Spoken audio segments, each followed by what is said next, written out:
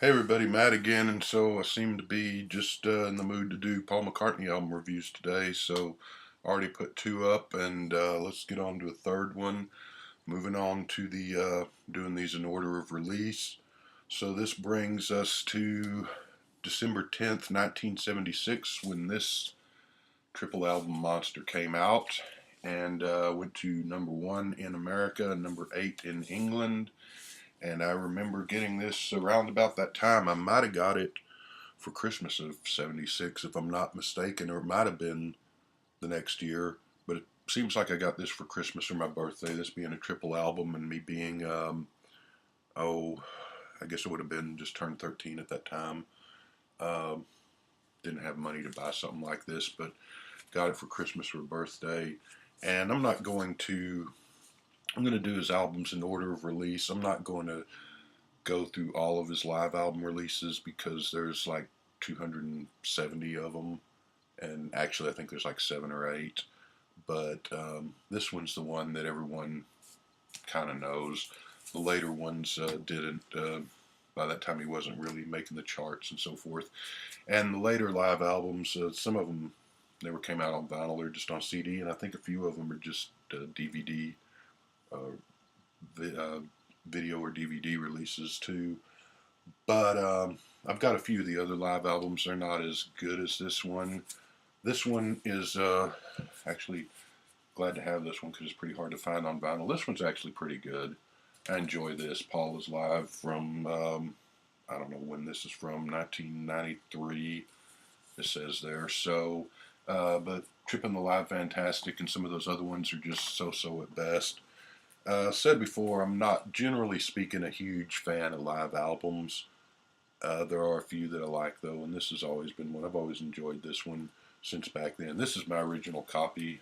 This is well loved and got a bit of wear and tear on it, but this is the copy that I would have got at the very end of '76, or maybe it was '77 when I actually got this. I don't remember. I think this is. I'm not going to go through song by song, but it's got all of his big hits to that time, pretty much most of them. A couple of two or three Beatles songs on there, which at that stage they were still pretty reticent to revisit the Beatle past and be compared to the Beatles or play the Beatles. So there's only Yesterday I've Just Seen a Face, Blackbird, and Lady Madonna, I think, are on here. Compared to now, when his shows are probably 60% Beatles songs. Unfortunately, there's not much from McCartney album. There's maybe I'm amazed, of course, and I don't think. Just looking through real quick, I don't think there's anything from Ram because at that point Ram was still sort of had been critically reviled when it came out, which is hard to believe because it's probably my favorite of his solo albums, and a lot of people think so too. It's been gone through a critical reappraisal in the decades since this, but at the time, so there's really nothing from Ram, and that's a shame. I wish there would have been. Maybe even one or two of the goofy songs from Wildlife would have been fun on this, but I can't really complain. It starts off with Venus and Mars and Rock Show. Like I said on my Venus and Mars review, love that as an album opener on that album. Love the version on the album. I think the live version, this is one of the rare cases where it might even be more pumped up and more exciting and more fun and a better version, but it's a close call, like I said. You get your band on the run in Jet, obviously.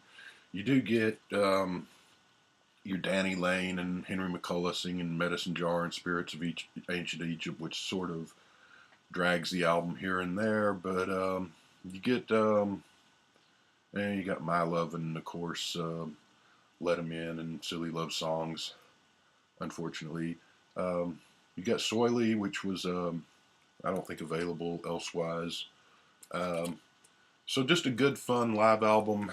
That's shot. That's about as mid '70s as you can get for rock and roll bands. It's back when things were, you know, different and fun. And anyway, not as fun as the '60s, but hell of a lot better than it is today when music doesn't matter at all. But uh, this was, the first time that a Beatle had toured, really, with the exception of George Harrison in '74, which didn't really go over too well. And then you had before that, what Bangladesh concert, and Lennon had done a few one-off shows here and there, but never, unfortunately, never did a tour.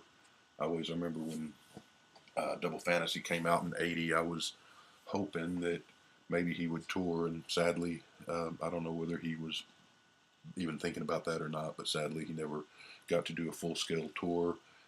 So this was kind of exciting. This was like, the Beatles had been 10 years since the Beatles had played concerts, and you have a real live Beatle running across America that's spring and summer, I guess it was. This tour started in Fort Worth, where I was born and raised. Unfortunately, I didn't get to see the show. I think I was at that time I was 11 or 12, but I did get to see him later in '89 and a couple of times since then. But this would have been a fun show to see. It's a good live album. It's one of those rare occasions. A lot of people like live albums. Me, uh, I just assume most of the time listen to the studio albums, but there are exceptions. This is one of them. This is I give this a solid 9. It's how much of this is actually live and how much of it's treated in the studio afterwards. I'm sure, I don't know, some was, but it's a fun album. Kind of captures a certain moment in time of America and rock and roll history. '76, the bicentennial going on, and you know. Just I remember this reminds me of being in 6th grade, and I always enjoyed this album. Not much else to say about it. Like I said, I don't want to. There's 20, 30 songs on here, and they're all songs that's good, good versions, good recordings of each. I think this isn't one live concert. This is different songs. I think they went with the best version from whatever. So one song might be from Denver, another might be from New York, one from LA, whatever. And good album, fun album. Glad my parents bought this for me, because I would have been several years before I would have been able to afford this. Would have been probably would have been a whole like $13 or $14 back in 1976 for this album. Fun album. Give it a 9. And next we'll get back to the next Studio Paul album. Oh, turn off.